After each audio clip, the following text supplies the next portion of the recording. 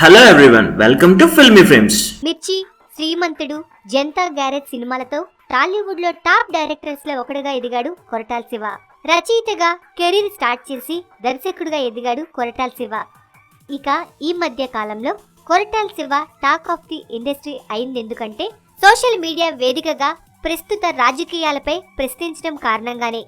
టాలీవుడ్ ని కుదిపేసిన ఆ మాటకొస్తే తెలంగాణలోను తెలుగు రాష్ట్రాల్లోనూ హాట్ టాపిక్ అయిన డ్రగ్స్ ఉదంతానికి సంబంధించి మొదటగా ఘాటుగా స్పందించాడు కొరటాల. విచారణ జరుగుతున్న తీరుని ప్రశ్నించలేదు, కానీ రాజకీయ అవినీతిని ప్రశ్నించాడు. డ్రగ్స్ పై సిట్ వేశారు, రాజకీయ అవినీతి పైన సిట్ వేస్తారా అని ప్రశ్నించి అందర్నీ ఆశ్చర్యపరిచాడాయన.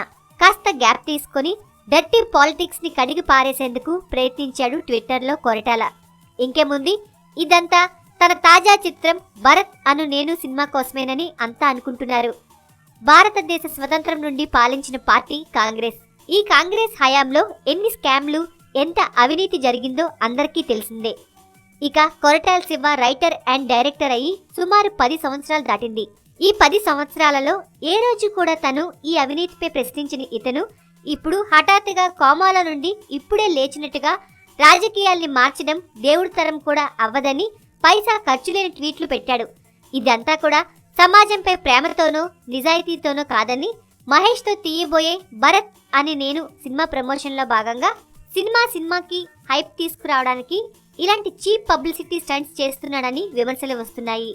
అయితే ఈ వాదనలన్నీ కొరటాల కొట్టిపారేశాడు. సినీ దర్శకుడినైనా తాను సమాజంలో ఓ వ్యక్తినని చెప్పాడు.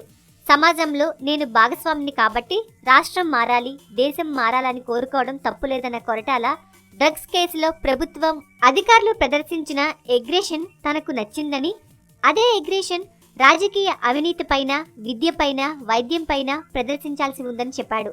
ఇప్పుడు మార్పు మొదలైతే 20 ఏళ్లకి మార్పు వస్తుందనే టైపు తాను కాదని, ఇప్పుడు మొదలు పెడితే రేపటికే మార్పు కనిపిస్తుందని బలంగా నమ్మేవాడినని కొరటాల శివ క్లారిటీ ఇచ్చేశాడు. నిజమే, కొరటాల శివల చాలా మంది అలాంటి ఆశావాదులు ఉన్నారు. కానీ రాజకీయ వ్యవస్థ సామాన్యుడి ఆశలపై నీళ్లు చల్లేయడం తప్ప ఆ ఆశల కోసం పనిచేస్తుందా? ఛాన్సే లేదు. ఈ వీడియో మీకు నచ్చినట్లయితే లైక్ చేయండి, షేర్ చేయండి. మరిన్ని గాసిప్స్ కోసం సబ్స్క్రైబ్ చేయండి.